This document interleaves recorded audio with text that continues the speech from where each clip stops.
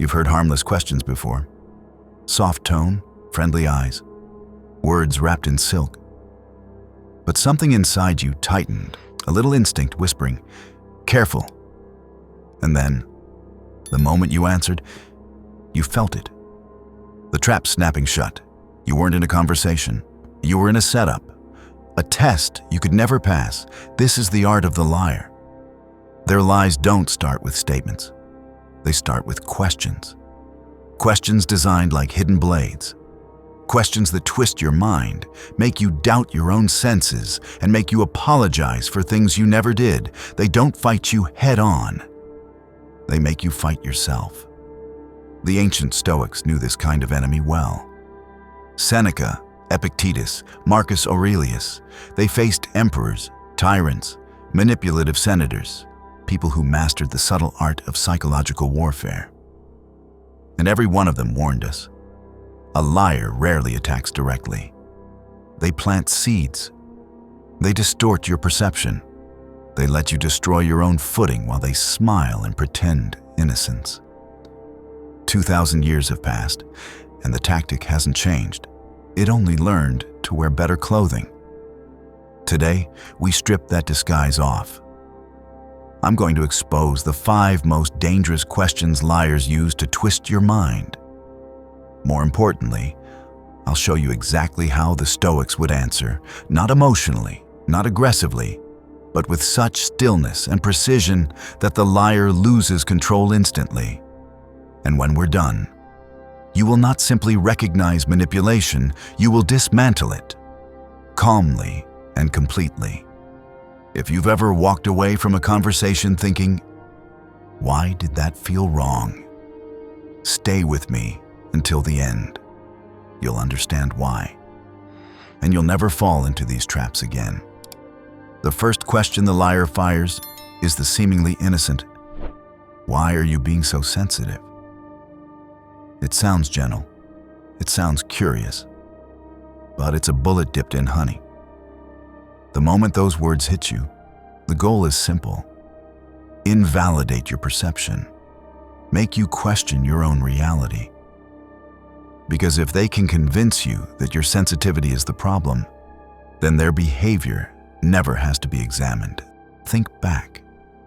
The partner who laughs at your discomfort and says you're too emotional. The boss who crosses ethical lines and calls you dramatic when you point it out. The friend who insults you, then says you take things too seriously. None of that is concern. It's a weapon, a tactic to twist your awareness into shame. But here's the thing most people forget. Sensitivity is not a flaw. Sensitivity is radar. It's early detection. The person who notices subtle changes, micro-expressions, inconsistencies. That person sees the storm long before the clouds appear, and manipulators know this.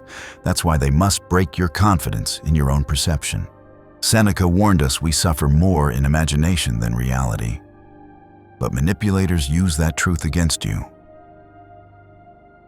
They plant doubt in your imagination until you become easier to control. So what would a Stoic do? He would not argue. He would not defend. He would not explain. He would meet the blow with calm awareness and say, "I'm not being sensitive, I'm being observant. Does that bother you?" And just like that, the mask cracks because liars expect emotion. They do not expect clarity. Then comes the next trap. "You trust me, right?" It sounds sweet enough, almost like affection, but there is venom underneath.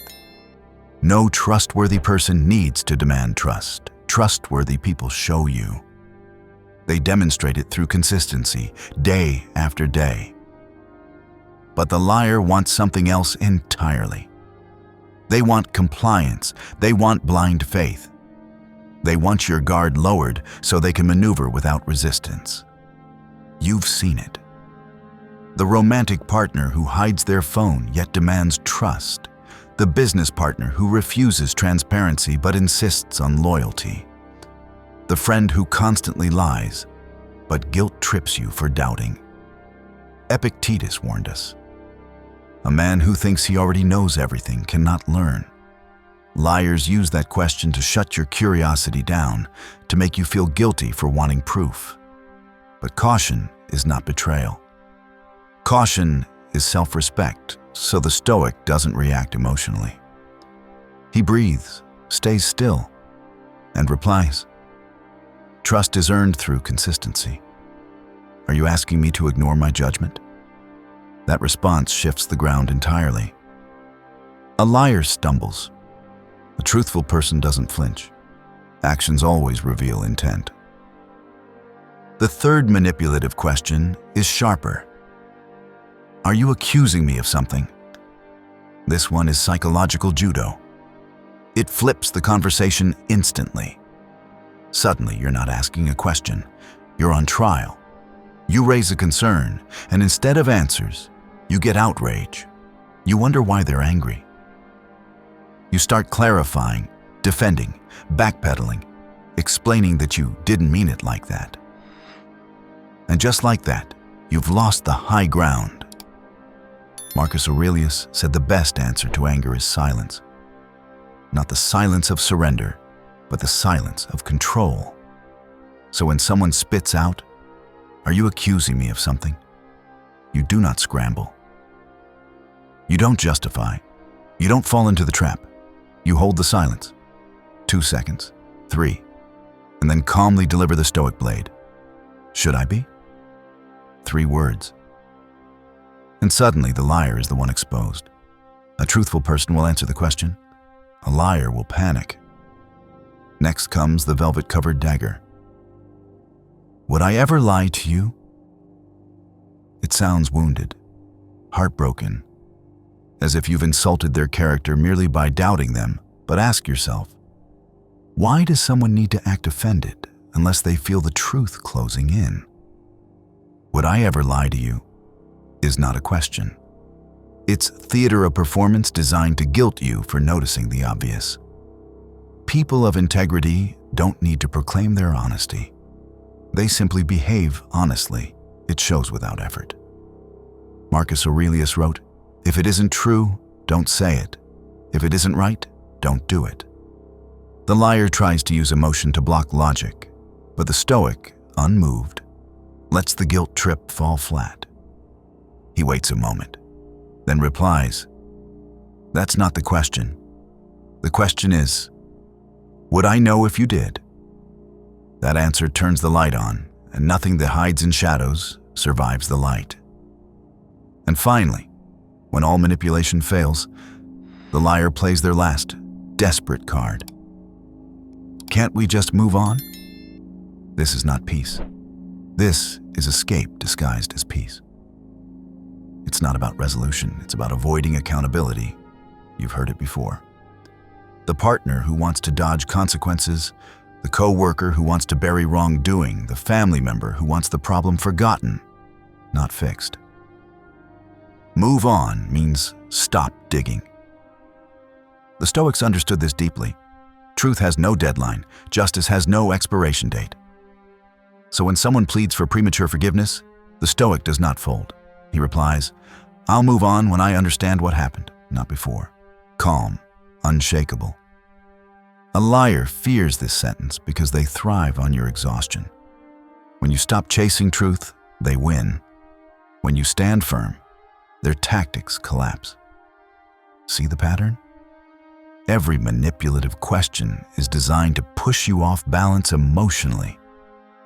They don't need facts. They need you flustered. They need you doubting yourself. They need you reactive. That's how liars win. Not with intellectual strength, but with emotional traps. Stoicism cuts every one of these traps in half because Stoicism is the opposite of reactivity. Epictetus said the key to freedom is knowing what's in your control and what isn't. Their tone? Not in your control. Their emotions? Not in your control. Their guilt trips? Not in your control. But your perception, your awareness, your response, your stillness, those are yours. And when you protect those, no liar can move you. Imagine standing in the middle of a storm, wind howling, accusations flying, guilt, shame, manipulation, all swirling around you. but you stand rooted like stone. Calm breath, sharp mind, unshakable center. That's Stoicism. And manipulators do not know what to do with someone who refuses to react on command. Now you know the 5 questions. You know the traps. And more importantly, you know the answers that stop liars cold. You are no longer the pawn in their game, you are the player. The Stoics didn't defeat manipulation with force. They defeated it with clarity. The man who sees clearly is dangerous, not because he attacks, but because he cannot be controlled. So remember this: you are not too sensitive. You are perceptive. You are not accusing. You are questioning. You are not distrusting. You are discerning. And you are not unable to move on. You are courageous enough to face truth. In a world full of shadows, the person who sees clearly is always feared. Choose clarity. Choose reason. Walk as a Stoic. Calm, steady, impossible to manipulate. If this message spoke to you, hit like, subscribe for more, and in the comments write just 3 words. I choose clarity.